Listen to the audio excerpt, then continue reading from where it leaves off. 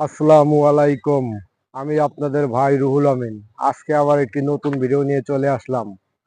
আসলে বিষয়টা হলো কি, জুনিয়র সাকিব, যার ছবিটা আপনারা স্ক্রিনে দেখতেছেন, তার নাম হলো জুনিয়র সাকিব।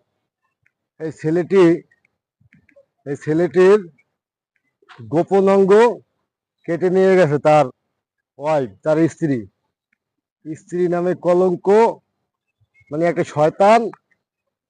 সে তার স্বামীর গোপন অঙ্গ কেটে নিয়ে গেছে। আসলে আমি জানি না, বুঝি না আপনারা জুনিয়র সাকিবকে কতটুকু চেনেন। জুনিয়র সাকিব একটা খুব ভালো ছেলে, আমি তাকে চিনি। কারণ তার সাথে আমার দেখা হয়েছিল কোরবানির 1 সপ্তাহ পরে। জুনিয়র সাকিব খুব একটা ভালো ছেলে। তার গ্রামের বাড়ি হয়েছে আপনার মাদারীপুর। মাদারীপুর তার গ্রামের বাড়ি। আর তার যে স্ত্রী, তার বাড়ি হলো শিবচর। আর সরি, শিবচর না, তার স্ত্রীর বাড়ি হলো নারায়ণগঞ্জ।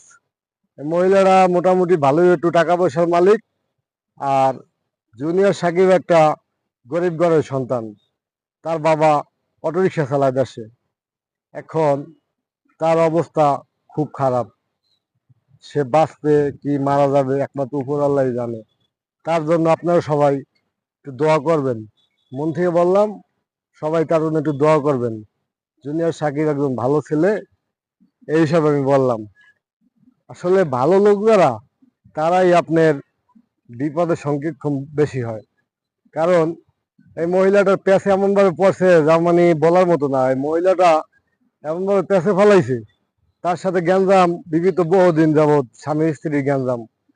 তার কাছ থেকে চেষ্টা করছিল চলে যাওয়ার জন্য, কিন্তু চললে কিভাবে যাইবে? সে মনে করেন, যারা খারাপ লোক তারা এমন ভাবে পেঁয়াজ দেয় ভালো লোককে। ভালো লোক মনে করেন পালাইয়াও যাইতে পারে না। একবার পালাই গেছিল, পালাই যাইয়া 2 বছর, দুইবার ছিল। 2 মাস থাকার পরে তাকে পুলিশ দিয়ে ধরাই আনছে। ধরাই আনার পরে সে মনে করেন জেল খাটছে প্রায় 2 থেকে 3 মাস। 2-3 মাস জেল খাটার পরে সে তার কোনো কাজ টাজ করতে পারে নাই। মহিলা মানে এমন ভাবে তার আটকাই রাখছে, না পারে ছাড়তে, না পারে পলাইতে, না পারি করতে। যাই হোক, আজকে মনে করেন 3 থেকে 4 দিন আগে মনে করেন রাত্রে ঘুমাই আছে। মনে করেন ওই কোনো কিছু একটা নেশা জাতীয় কিছু খাওয়াইছে, যতটুকু আমি শুনছি। নেশা জাতীয় কিছু খাওয়াইয়া তারপরে তার গোপনাঙ্গ কাটতে নিয়ে টিকটকও বানাইছে। এখন এই মহিলার অবশ্য পুলিশ গ্রেপ্তার করছে। তার বিচার কি হয়, আইন আদালতের ব্যাপার স্যাপার, সেটা আইন আদালতই ভালো জানে। কিন্তু এখন আমাদের তো করার কিছু নাই। আমরা জুনিয়র সাকিবকে যতটুকু জানি, জুনিয়র সাকিব একটা ভালো ছেলে। তার সাথে আমার দেখা হয়েছে, কথাবার্তা হয়েছে ঈদের 1 সপ্তাহ। এখন আপনারা একটু তার জন্য দোয়া করবেন। আপনাদের কাছে এটুকু চাওয়া, শুধু তার জন্য একটু দোয়া করবেন, ছেলেটা যেন ভালো হয়ে যায়। তার মনে করেন বাবা একজন গরিব লোক, সংসারে সেই বড় বড় ছেলে, তার ইনকাম দিয়ে তাদের সংসারটা চলতো।